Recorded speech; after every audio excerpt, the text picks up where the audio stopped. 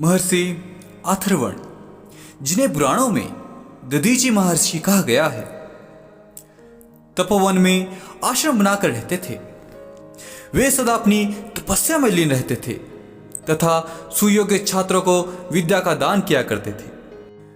उन्हें मधु विद्या नाम की एक गुप्त एवं रहस्यमय विद्या का ज्ञान था, जिसे वे बहुत देखभाल कर ही किसी को देते थे, क्योंकि उन्हें यह ज्ञात था कि यदि किसी अनाधिकारी को उस विद्या को दे दिया गया तो वह व्यर्थ हो तो जाएगी ही, साथ ही उन्हें भी इसके दोष का भागी होना पड़ेगा। एक बार देवराज इंद्र उनके तपोवन में अतिथि बनकर पहुंचे और महर्षि से बोले, मैं आपके यहां अतिथि बनकर आया हूं, आप मेरी इच्छा को पूरी कीजिए। महर्षि ने पूछा, आप कौन हैं? इंद्र ने कहा, पहले आप यह वचन दीजिए कि आप अपने अतिथि की इच्छा पूरी करेंगे। उस समय के रिवाज के अनुसार अतिथि की इच्छा को पूर्ण करना प्रत्येक गृहस्थ का धर्म होता था। अतः महर्षि ने वादा किया, अतिथि जैसा चाहेगा वैसा ही होगा। तब इंद्र ने कहा, ऋषिवर, मैं इंद्र हूं तथा आपसे मधु विद्या सीखने का इच्छुक हूं। यह सुनकर महर्षि बहुत पछताए, क्योंकि वे इंद्र को उस विद्या के योग्य नहीं समझते थे। इंद्र तो स्वर्ग के भोगों का राजा था, वहां तो भोगों की इंतहा थी। राजा इंद्र हर समय या तो अप्सराओं के नाच गान में व्यस्त रहते थे या फिर इस चिंता में लगे रहते थे कि कोई तपस्वी इतनी अधिक तपस्या ना कर ले कि उनका सिंहासन ही छीन ले। वे अप्सराओं को भेजकर उनकी तपस्या भंग करवा देते थे, जैसा कि उन्होंने मेनका नाम के अप्सरा को भेजकर विश्वामित्र की तपस्या भंग करवा दी थी। यह साधु पुरुषों के काम नहीं है। वे युद्ध प्रिय भी थे, अपने वज्र का प्रयोग शत्रुओं के खिलाफ करते थे। लेकिन अब क्या हो सकता था, उन्होंने अपने वचन को रखने के लिए इंद्र को मधु विद्या सिखा दी, लेकिन उनके छल पूर्वक वादा करा लेने से क्षुब्ध होकर क्रोध में यह भी कह डाला कि जिनके हृदय में भिन्न भिन्न प्रकार की इच्छाएं भरी रही हैं, जिनका मन स्वादिष्ट भोजन, सुंदर वस्त्र तथा मनोरंजन के साधनों को पाने की लालसा में खोया हुआ है, वह श्रेष्ठतम विद्या को पाने के पश्चात भी कुछ नहीं कर सकता। ऐसा व्यक्ति चाहे स्वर्ग का राजा देवराज इंद्र हो या संसार का एक निकृष्ट कुत्ता, दोनों में कोई अंतर नहीं। इसलिए भोगों के रास्ते को छोड़कर कल्याण के रास्ते को अपनाएं, सन्मार्ग पर चलिए, अच्छे गुणों को अपनाइए, दूसरों के हित में अपने जीवन का त्याग कीजिए। देवराज को यह सुनकर कि महर्षि ने उनकी तुलना एक कुत्ते से की है, बड़ा क्रोध आया, लेकिन यह सोचकर कि उन्होंने उन्हें मधु विद्या भी सिखाई है तथा इस अर्थ में वे उनके गुरु हैं, अपने क्रोध को पी गए और बोले, अब यदि आपने इस विद्या को किसी और को सिखाया तो आपका सिर धड़ से अलग हो जाएगा।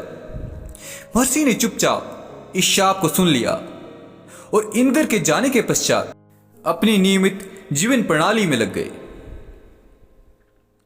उनके मन पर इसका कोई प्रभाव नहीं पड़ा, उनका मन स्थिर और शांत रहा। कुछ दिनों बाद वैदिक काल के प्रसिद्ध वैद्य अश्विनी कुमार, जो तो जुड़वा भाई थे, उनके पास आए और बोले, ऋषिवर, हमारा सारा जीवन परोपकार के लिए है। हमने न जाने कितने पीड़ित व्यक्तियों के कष्टों को दूर किया है। हमारे इलाज से पंगु व्यक्ति चलने लगते हैं, अंधों को दिखाई देने लगता है तथा हमने अनेक दुर्बल तथा रोगी व्यक्तियों को सबल तथा निरोगी किया है। दूसरों के कष्टों को दूर करने के सिवाय हमारी और कोई इच्छा नहीं है। हम किसी को भी कष्ट में नहीं देख सकते, उसे सताने की तो दूर की बात है। इसलिए हम ज्ञान प्राप्त करने के सच्चे अधिकारी हैं, सुपात्र हैं।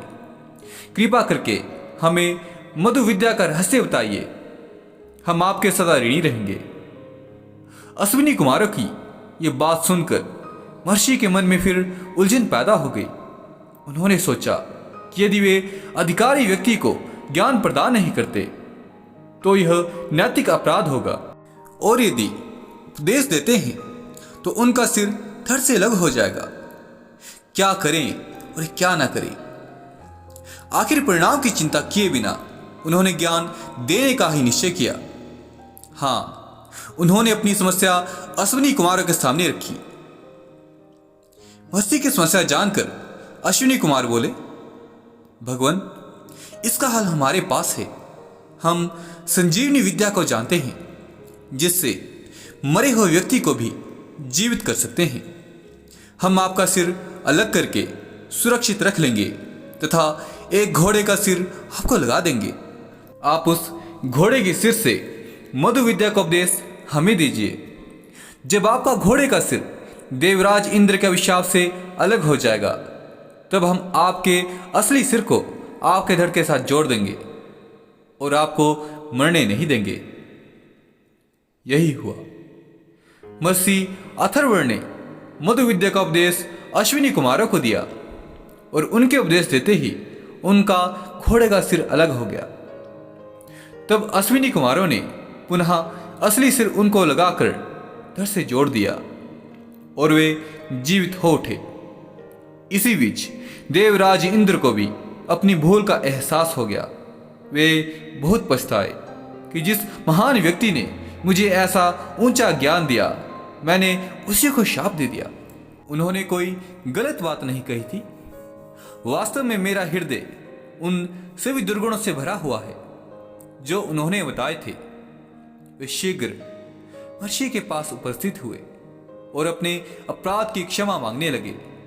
महर्षि बोले, देवेंद्र, मेरे हृदय में आपके प्रति कोई क्रोध नहीं है।